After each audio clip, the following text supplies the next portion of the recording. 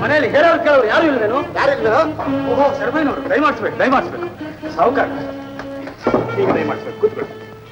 ಬರೀ ಬಾಯಿ ವಿಚಾರದಲ್ಲೇ ಪೂರೈಸ್ತೀಯೋ ಇಲ್ಲ ಕೊಟ್ಟು ಸಾಲ ತೀರ್ಸೋದಕ್ಕೆ ಮನಸ್ಸು ಮಾಡ್ತೀಯೋ? ತೀರಿಸ್ತೀನಿ ಸಾವುಕಾರ್ರೆ. ಯಾವಾಗ? ಇವಾಗ ನಮ್ಮ ಶಂಕರ್ ಓದು ಮುಗಿದು ಬಿಡ್ಲಿ. ಇವತ್ತು ಓದು ಮುಗಿಲಿ ಅಂತೀಯ, ನಾಳೆ ಮದುವೆ ಆಗ್ಲಿ ಅಂತೀಯ, ನಾಳಿದ್ದು ಮಕ್ಕಳಾಗ್ಲಿ ಅಂತೀಯ, ಆಚೆ ನಾಳೆ ನಾಮಕರಣ ಅಂತೀಯ. ಅದುವರೆಗೆ 1000 ರೂಪಾಯಿ ತೆತ್ತು ಚಪ್ಪಾಳೆ ತರ್ತಾ ಕೂತಿರ್ಲೇನೆಯಾ? ಚಪ್ಪಾಳೆ ತರ್ತಾ ಕೂತಿರ್ಲೇನೆಯಾ? ದೊಡ್ಡ ಮನಸ್ಸು ಮಾಡಿ ಸ್ವಲ್ಪ ಕಾಲಾವಕಾಶ ಕೊಡಿ. ನಿಮ್ಗೆ ಅನ್ನ ಇಟ್ಟು ಪುಣ್ಯ, ವಿದ್ಯಾದಾನ ಮಾಡಿದ ಪುಣ್ಯ ಎರಡೂ ಬರುತ್ತೆ. ಬರುತ್ತೆ. ನಿಮ್ಮನ್ನ ನಂಬ್ಕೊಂಡಿದ್ರೆ ಖಂಡಿತ ಬರುತ್ತೆ ಈ ಕೈಗೆ ಚಿಪ್ಪು. ಹೌದಾ ಅಲ್ವಾ? ಹಾಗೆಲ್ಲ ಅನ್ಬೇಡಿ, ಖಂಡಿತ ತೀರಿಸ್ತೀನಿ. ಬಡ್ಡಿನೇ ಅಸಲಿಗಿಂತ ಜಾಸ್ತಿ ಆಗೋಗ್ಬಿಟ್ಟಿದೆ. ನಿಜ ಹೇಳ್ತೀನಿ ಕೇಳು. ನೀನು ನಿನ್ ಮಗ ಬಸವ ತಲಕಳಕಾಗಿ ನಿಂತರು ಈ ಜನ್ಮದಲ್ಲಿ ಸಾಲ ತೀರ್ಸಕ್ಕಾಗಲ್ಲ. ಸುಮ್ಮನೆ ಏತಿ ಕಷ್ಟಪಡ್ತೀರಾ?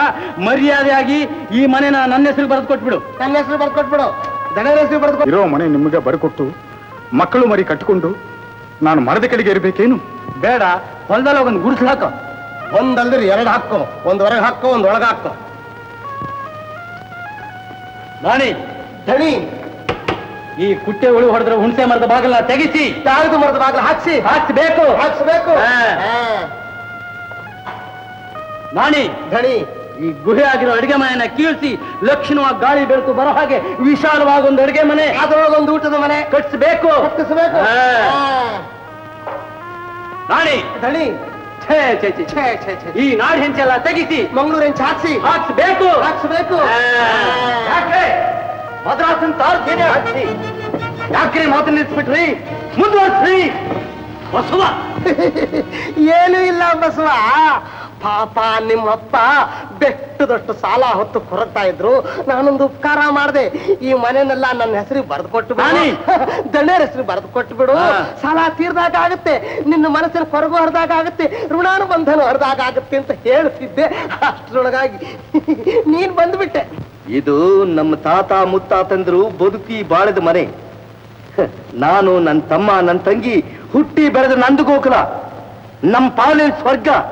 ವಾಸ ಮಾಡೋಕೆ ಮನೆ ಕಟ್ಟಿಸಿದ್ದಾರೆ ಹೊರತು ಮಾರೋಕಲ್ಲ. ದೊಡ್ಡವನು ನಾನು ಹೇಳ್ತಾ ಇದ್ದೀನಿ, ನನ್ನ ಮಾತು ಕೇಳು. ಈ ಬಸವ ಬದುಕಿರೋವರೆಗೂ ಅದು ಮಾತ್ರ ಸಾಧ್ಯವಿಲ್ಲ.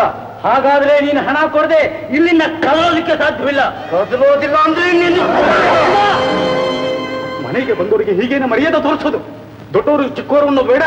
ಹೋಗ ಬನ್ನಿ ಸಾವುಕಾರ, ಕೂತ್ಕೊಳ್ಳಿ. ಇವತ್ತು ಎತ್ತುಗಳಿಗೆ ಚೆನ್ನಾಗಿಲ್ಲ ಅಂತ ಕಾಣುತ್ತೆ. ಈ ವ್ಯವಹಾರನೆಲ್ಲ ನಾಳೆ ಇಟ್ಕೊಳ್ಳಿ. ಲಕ್ಷ್ಮಿ ಪಾನಕ ತಗೊಂಬ. ಪಾನಕ ತಗೊಳ್ಳಿ ಸಾವುಕಾರೆ, ಕೊಡಮ್ಮ.